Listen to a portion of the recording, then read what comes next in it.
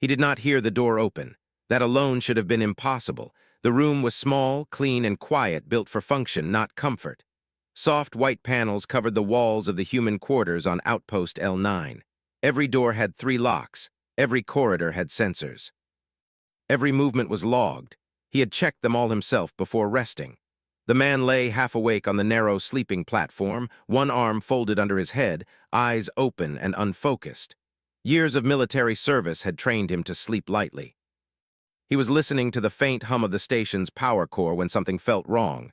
The air changed, not sound, not light, just a pressure like the room was holding its breath. He turned his head slightly. She stood near the door. She was tall and slender, her shape unfamiliar but clearly humanoid. Her skin was pale silver blue, marked with faint lines that glowed softly like distant stars. She wore no armor, no uniform, no visible technology, no weapon. Among her species, that meant something very specific. She was unshielded. In galactic terms, she was naked. His body reacted before his mind did. Muscles tensed. Heart rate spiked. His hand moved toward the emergency beacon on the wall, then stopped. Something in her posture made him pause. She was not attacking. She was afraid. Slowly, carefully, she stepped forward. Bare feet touched the floor without sound. She crossed the room as if every step mattered, as if the distance between them was more than a few meters. He sat up, keeping his movements slow. His voice, when he spoke, was calm. "You're in a restricted area," he said. "If this is a mistake, you should leave now." She did not answer. Instead, she lowered herself to the floor and crawled forward, her movements deliberate and controlled. This was not weakness. It was ritual. His breath caught. He had studied alien cultures for years. He knew enough to understand what he was seeing. Among her kind, to approach someone unshielded at ground level without permission was an act of total trust, or total surrender. She stopped at the edge of his sleeping platform and looked up at him. Her eyes were large and dark, reflecting the dim light of the room. When she smiled, it was not playful. It was calm, certain, almost relieved. "You are awake," she said softly, her voice clear and carefully shaped in human language. "Good." He stared at her, mind racing. "Who are you?" he asked. "My name does not matter yet," she replied. "What matters is that you are human." Before he could respond, the lights flickered. He felt it then. A deep vibration through the station's frame, distant, heavy. She sensed it too. Her smile faded. "They are here," she said. "Who?" he asked, already moving off the bed. She did not answer right away. Instead, she reached out and placed one hand on the edge of the platform. The glowing lines on her skin dimmed further, as if she was shutting herself down. "They will ask you to give me to them," she said. "They will say it is necessary, logical." Efficient, another vibration, stronger this time. Alarms should have sounded, they did not. He activated his wrist console, pulling up station feeds. Every external sensor was dark. Communications were down. Someone had cut the outpost off cleanly and quietly. He looked back at her. "And what happens if I do?" he asked. She met his eyes. "Then I will not survive," she said simply. Silence filled the room. He had faced enemy fleets, orbital bombardments, and boarding actions in deep space. This felt heavier. "Why come to me?" he asked. Her gaze did not waver. "Because humans are the only ones who do not destroy what is unprotected," she said. "Your history proves it, even when it costs you." Another tremor ran through the station. Somewhere far away, metal screamed. He exhaled slowly. "Stay here," he said. "Don't move." She hesitated, then nodded. He crossed the room and sealed the door manually, overriding station controls. His training kicked in, mind clear now. He armed the emergency shield emitter hidden beneath the bed platform and activated a short-range jammer. "This won't hold long," he said, "but it might buy time." "For me?" she asked. "For both of us," he replied. She watched him with something like wonder. "You do not ask what I am," she said. "I know what you are," he answered, "or at least what your people are known for." Her species had ruled entire sectors through fear and precision. They believed in hierarchy, strength, and survival above all else. Mercy was considered a flaw. "And still you stand between me and the door," she said quietly. "That's kind of our flaw," he said. The first impact hit the station moments later. Not an explosion, a controlled breach. Whoever was outside wanted the structure intact. He moved to the wall and pressed his palm against a hidden panel. A compartment slid open, revealing a compact pulse rifle. He hesitated, then shook his head and closed it again. "No," he muttered. She noticed. "You choose not to arm yourself," she said. "I choose not to escalate," he replied. Yet, footsteps echoed in the corridor beyond the door, heavy, confident, multiple beings moving as one. A voice spoke through the metal, translated smoothly into human language. "Human representative," it said. "Open the door, we are here for the asset." The word made his jaw tight. "She's not an asset," he replied. "She's a person." A pause. "Your objection is noted and irrelevant," the voice said. "Compliance will prevent unnecessary loss." He glanced back at her. She had risen to her feet now, standing tall despite her unshielded state. There was no fear in her expression, only acceptance. "This is where your logic fails," he said to the door. "You think loss only matters if it's inefficient." The metal began to glow faintly as cutting tools engaged. He stepped away from the door and stood in front of her, his back to her, unarmed. She reached out and touched his shoulder lightly. "You do not have to do this," she said. "You owe me nothing." He smiled faintly. "That's where you're wrong," he said. "I owe myself." The door shuddered as the breach deepened. Somewhere in the station, systems that had been silent for years began to wake. Old protocols, human ones, rescue beacons, ethical overrides, failsafes designed for one purpose only: protect the vulnerable. As the first crack appeared in the door, she looked at him, really looked at him, and for the first time since entering the room, her smile returned. Not because she was safe, but because she had chosen right. And the galaxy, though it did not know it yet, was about to learn what humans did when faced with an unshielded life. The door did not fully break. It peeled. A thin line of molten metal traced a circle across the reinforced alloy, glowing white-hot. The sound was low and steady, like something patient and very sure of itself. Whoever was outside knew exactly how much force to use. The human stood still, feet planted, shoulders squared. He did not look back, but he knew she was there. He could feel it, the quiet presence behind him, unshielded and calm in a way that made his chest feel tight. "Step aside," the voice outside said again. "You are obstructing lawful recovery." "No," he replied. The cutting stopped for a moment, not out of hesitation. Out of calculation. "You are a single individual," the voice continued. "You cannot alter the outcome." He smiled without humor. "People have said that to humans before." The breach finished. The circle of metal dropped inward with a dull thud. Smoke drifted into the room, sharp and bitter. Shapes moved beyond it, tall figures in layered armor, their forms distorted by personal shield fields. They stepped through one by one. There were 5 of them. Enforcers from a coalition that called itself neutral but was anything but. Their armor was dark, smooth, without markings. Their weapons were held low but ready. Their leader looked at the human, then past him. "There," it said, "the unshielded one." The alien woman behind him did not move. "She stays," the human said. The enforcer tilted its head slightly, a gesture copied from dozens of species but belonging fully to none. "You misunderstand," it said. "This is not a negotiation."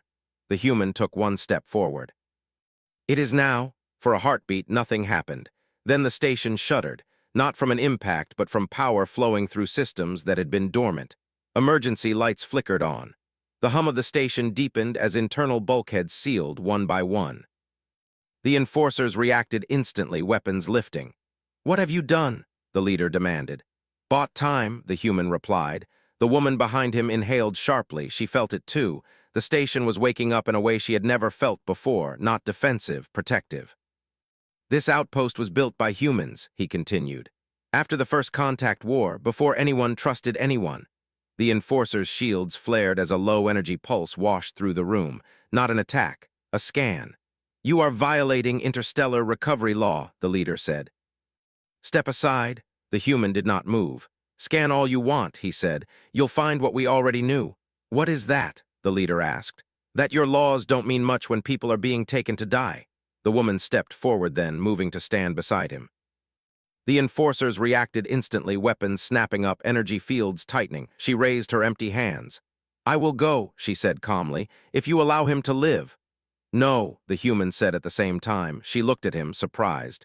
"You do not understand," she said quietly. "They will not stop." "I understand perfectly," he replied. "That's why I won't let you go alone." The leader's voice hardened. "This display changes nothing," it said. "Your species prides itself on sacrifice. This will be no different." The human glanced at his wrist console. A single indicator blinked green. "Actually," he said, "this is where it gets different." A sudden vibration ran through the enforcer's armor. Their shields flickered, then stabilized. The leader stiffened. "What is happening?" it demanded. "Human protocol," the man said. "Old one, we call it shared risk." The woman felt it then, a strange sensation along her skin, like static before a storm. The glowing lines across her body brightened slightly, reacting to something unseen. "You linked systems," she said softly. "I linked people," he corrected. Throughout the station, emergency beacons activated, not distress signals. Identification broadcasts. Every human vessel within range would see them. Unarmed, unshielded life present, protection requested. It was a message that bypassed politics, bypassed rank. A message humans answered. The enforcers exchanged rapid signals between themselves. Their leader took a step back. "This escalation is unnecessary," it said. "Stand down." "You first," the human replied. The leader raised its weapon. The human did not flinch. The woman moved then, stepping fully into view. She stood tall, her posture straight, her expression open. "No shields, no defenses. You fear inefficiency," she said to the enforcers. "But you misunderstand weakness." The leader hesitated. "This one is unstable," it said. "Her species is in collapse. She represents a biological failure." She smiled faintly. "Yes," she said, "and that is why you are afraid." The human felt it then, the shift. The enforcers were no longer fully in control. They had expected fear, compliance, order. They had not expected two beings standing unprotected and refusing to move. A sharp tone echoed through the room as the station's internal comms came online. "Human Outpost L9, a voice said. "This is Rescue Command. Identify the nature of the threat." The enforcers turned toward the ceiling speakers. The human answered. "Unlawful extraction attempt," he said. "Unshielded civilian present." A pause. "Understood," the voice replied. "Hold position." The enforcer leader's shields flared brighter. "You are provoking a broader incident," it said. "Good," the human replied. "That's how change starts." The station shook again, stronger this time. Distant docking clamps engaged, multiple. The woman closed her eyes briefly. She could feel it now, human ships. Not powerful like war fleets, but numerous, fast, close. "They came quickly," she said, almost in wonder. "They always do," he replied. The enforcers lowered their weapons slightly, uncertain. "You will regret this," the leader said. "Maybe," the human answered, "but not today." The leader made a sharp gesture. The enforcers stepped back, retreating through the breach. The molten edges cooled rapidly as automated repair systems activated, sealing the room. Silence returned. The human let out a slow breath he hadn't realized he was holding. His shoulders sagged just a little. She turned to him. "You risked everything," she said. He shrugged lightly. "Kind of our thing." She studied him, really studied him, not as a soldier or a representative, but as a being who had chosen uncertainty over safety. "Among my people," she said, "trust is extracted, never given." He met her gaze. "Then maybe that's why your people are hurting." Outside the room, human personnel moved through the corridors, voices calm but alert. The station was alive now, fully awake. She looked around, then back at him. "They will not stop trying to take me," she said. "Not until I am gone." "Then you're not going anywhere alone," he replied. She smiled again, softer this time, not relief, something deeper. For the first time since her species began to fall, she did not feel like a failure. She felt protected.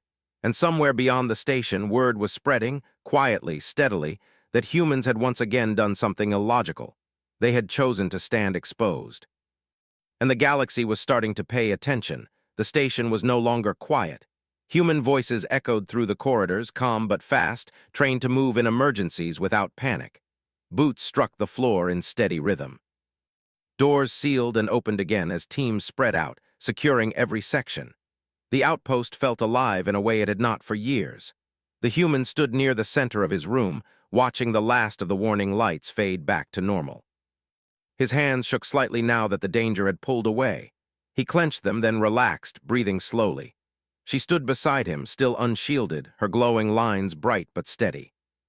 Her eyes followed everything with careful attention, taking in the human movements, the tone of their voices, the way they positioned themselves not to dominate space but to guard it.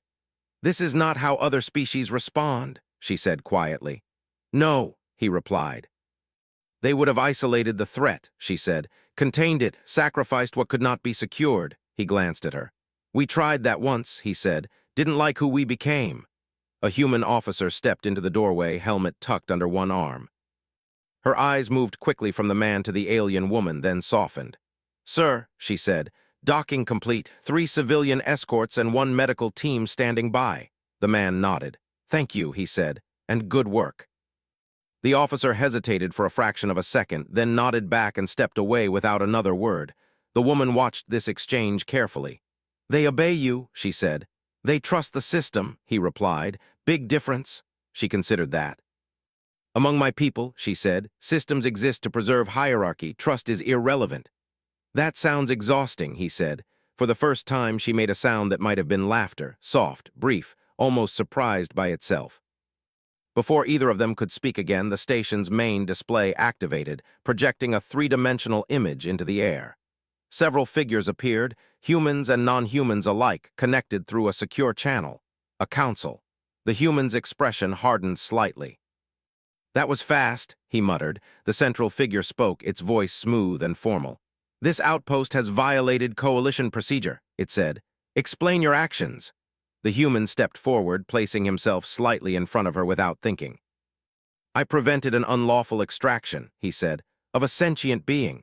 She is classified as unstable biological material," another voice said. "Her species is in decline. Containment is required." The woman moved then, stepping past him so she could be clearly seen. "I am not material," she said calmly. "I am not unstable, I am different." Several figures reacted at once. Some leaned forward, others stiffened. "You present yourself without shields," the central figure noted. "That is highly irregular." "Yes," she replied. "So is asking for help." The human glanced at her, then back at the projection. "She came to us," he said, "unarmed, unprotected, because history showed we wouldn't destroy her for it." A murmur spread through the council. "You are setting a dangerous precedent," one of them said. The human shrugged. "Human history is full of those." Silence followed, then another voice spoke, older, slower. "Is it true," it asked, "that she would not survive containment?" The woman met the gaze of the projection. "No," she said honestly. "I would exist, but I would not live." The words carried weight. Even across species, some truths were easy to recognize. The council debated in low tones. The human could feel the tension building again, but this time it was different. Not immediate danger, something larger. Finally, the central figure raised a hand. "This matter exceeds standard protocol," it said. "Temporary human guardianship will be recognized until further review." The human let out a slow breath. The woman closed her eyes briefly. "You are free to leave the outpost," the figure continued. "Under human protection." The projection faded. The room felt suddenly very small. "You did it," the man said quietly. "No," she replied. "You did." He shook his head. "We just stood there." She looked at him, her expression serious. "That is what changed everything." Hours later, they stood aboard a small human transport vessel. It was simple, worn, and clearly well used. No grand design, no intimidating weapons, just reliable systems and enough room to breathe. She stood near the viewport, watching the outpost drift away. "I was prepared to die," she said softly. "When I entered your room," he leaned against the bulkhead. "I figured," he said. "You didn't look like someone expecting a warm welcome." She turned to face him. "Among my people," she said, "to show oneself unshielded is to accept judgment. It is believed that only the strong deserve protection." "And now," he asked, she thought for a moment. "Now I think strength might be the willingness to be seen." The ship jumped to faster-than-light travel, stars stretching into lines, then vanishing. They traveled for days. Word spread quickly, too quickly. Other species began to ask questions, some quietly, some angrily. Why had the humans interfered? Why protect a failed species? Why risk instability? Humans answered the same way they always did, because someone asked for help.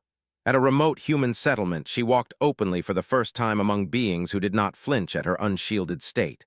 Children stared with curiosity. Adults nodded politely. No one reached for weapons. She felt something in her chest loosen. The man watched her from a distance, arms folded, a faint smile on his face. "You okay?" he asked when she returned. "I am," she said, "for the first time in a very long time." Days turned into weeks.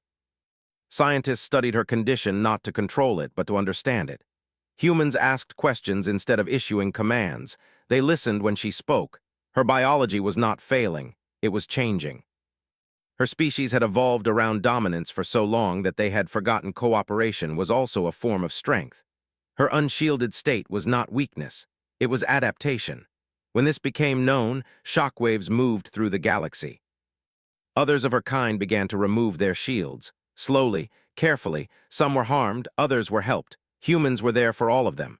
The man stood before a gathering of mixed species months later, speaking plainly without ceremony. "We didn't save them," he said. "They saved themselves, we just didn't stop them."